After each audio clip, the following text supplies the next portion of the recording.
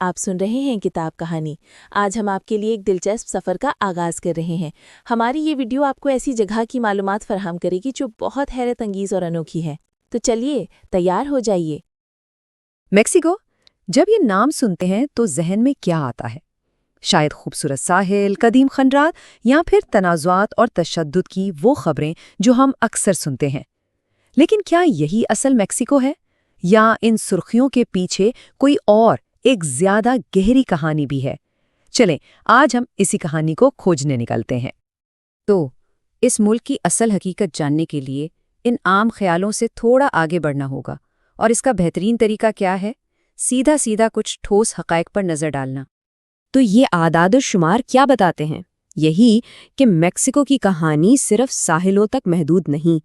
سوچیں ذرا، دنیا میں سب سے زیادہ اسپینش بولنے والے لوگ یہاں رہتے ہیں۔ یہ دنیا کی 20 بڑی معیشتوں میں سے ایک ہے، اور پورے امریکی براعظم میں سب سے زیادہ یونیسکو ورلڈ ہیریٹیج سائٹس بھی یہیں ہیں۔ مطلب صاف ہے، یہ ایک بہت بڑی عالمی طاقت ہے۔ اچھا، تو اس پوری کہانی کو سمجھنے کے لیے ہم اسے 4 حصوں میں دیکھیں گے۔ پہلے اس کی قدیم جڑوں اور نوآبادیاتی دور پر بات کریں گے، پھر دیکھیں گے کہ انقلاب کی 1 صدی نے اسے کیسے بدلا۔ اس کے بعد ہم اس کے ایک معاشی اور ثقافتی پاور ہاؤس بننے کا سفر دیکھیں گے، اور آخر میں آج کے چیلنجز اور مستقبل پر نظر ڈالیں گے۔ تو چلے شروع کرتے ہیں ہزاروں سال پہلے سے۔ یہ کہانی میسو امریکہ سے شروع ہوتی ہے۔ یہ وہ علاقہ ہے جہاں دنیا کی چند ابتدائی عظیم تہذیبوں نے جنم لیا۔ یورپیوں کے یہاں آنے سے صدیوں پہلے یہ زمین عظیم تہذیبوں کا مرکز تھی۔ یہاں پر اسرار اولمیکس تھے، ذہین مایا تھے، اور پھر طاقتور ایزٹیک سلطنت تھی۔ یہ اپنے آپ میں ایک پوری دنیا تھی، اپنی تاریخ، سائنس اور کلچر کے ساتھ۔ تو جب 1521 میں اسپین کے لوگ یہاں پہنچے تو یہ کوئی شروعات نہیں تھی، بلکہ ایک دور کا خاتمہ تھا اور ایک بالکل نئے باب کا آغاز۔ اسپین کی فتح نے یہاں سب کچھ بدل کر رکھ دیا۔ یہ ایک زلزلے کی طرح تھا۔ جو سیاسی مرکز تینوچتیتلان تھا، وہ میکسیکو سٹی بن گیا۔ جہاں سینکڑوں مقامی مذاہب تھے، وہاں صرف کیتھولک ازم رہ گیا۔ زبان اسپینش ہو گئی، اور معیشت کا مقصد صرف اسپین کے بادشاہ کے لیے چاندی نکالنا بن گیا۔ مطلب پرانی دنیا کے کھنڈرات پر ایک بالکل نئی سوسائٹی کھڑی کر دی گئی، جسے نیو اسپین کہا گیا۔ لیکن ظاہر ہے یہ نوآبادیاتی نظام ہمیشہ نہیں چل سکتا تھا۔ اسپین کی 300 سالہ حکومت کے بعد میکسیکو ایک ایسے دور میں داخل ہوا جو پورے 100 سال تک افراتفری، جنگوں اور انقلابوں سے بھرا رہا۔ یہ ایک نئی، آزاد قوم کی شناخت کی تلاش کا دور تھا۔ 19ویں صدی میکسیکو کے لیے ایک مسلسل جدوجہد کا نام ہے۔ سوچیں، اس کی شروعات اسپین سے آزادی کی جنگ سے ہوئی، پھر امریکہ کے ساتھ جنگ ہوئی جس میں اسے اپنا آدھا ملک گنوانا پڑا، پھر فرانس نے حملہ کر دیا، اور ان سب کے بعد ایک ایسا انقلاب آیا جس نے پورے ملک کو ہلا کر رکھ دیا۔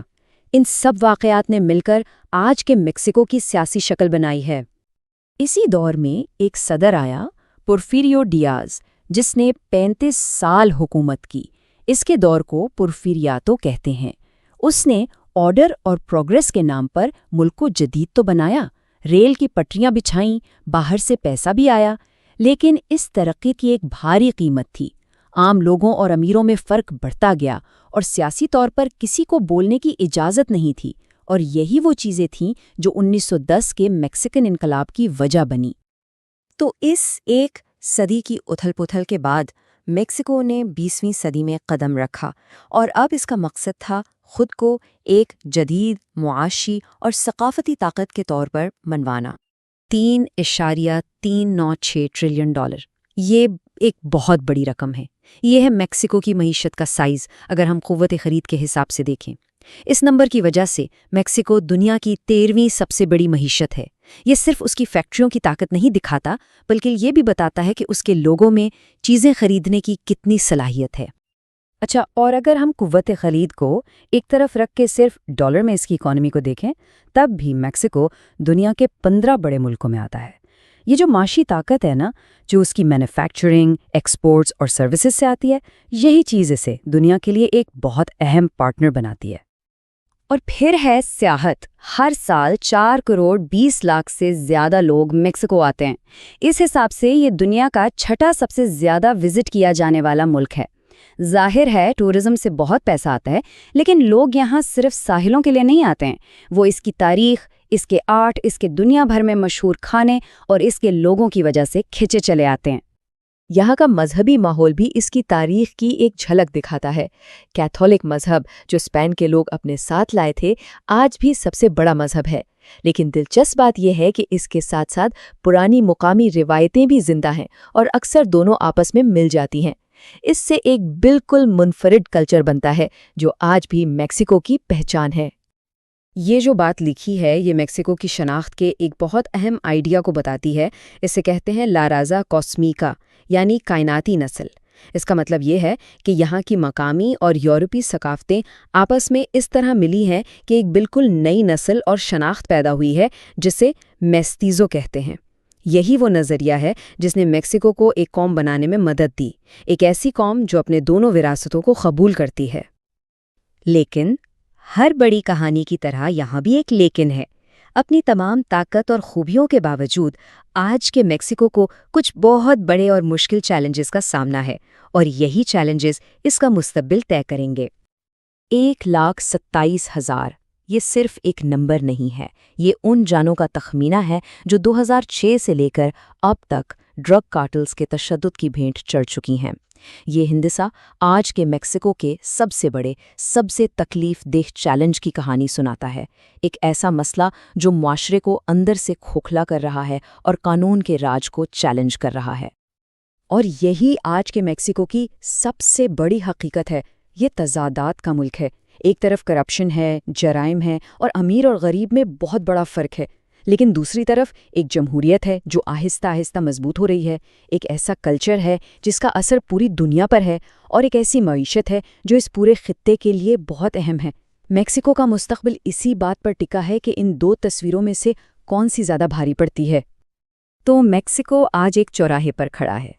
اس کے پاس وہ سب کچھ ہے، تاریخ، کلچر، معاشی طاقت، جس سے یہ 21ویں صدی پر اپنا گہرا اثر ڈال سکتا ہے۔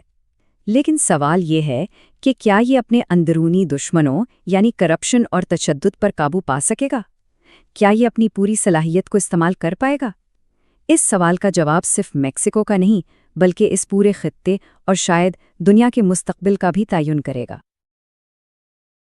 تو ہماری یہ معلوماتی ویڈیو یہیں اختتام پذیر ہوتی ہے۔ ہم امید کرتے ہیں کہ آپ کو یہ سفر پسند آیا ہوگا۔ جو باتیں ہم نے آپ کو بتائی ہیں، اگر وہ آپ کے لیے نئی تھیں تو کمنٹس میں ضرور بتائیے گا۔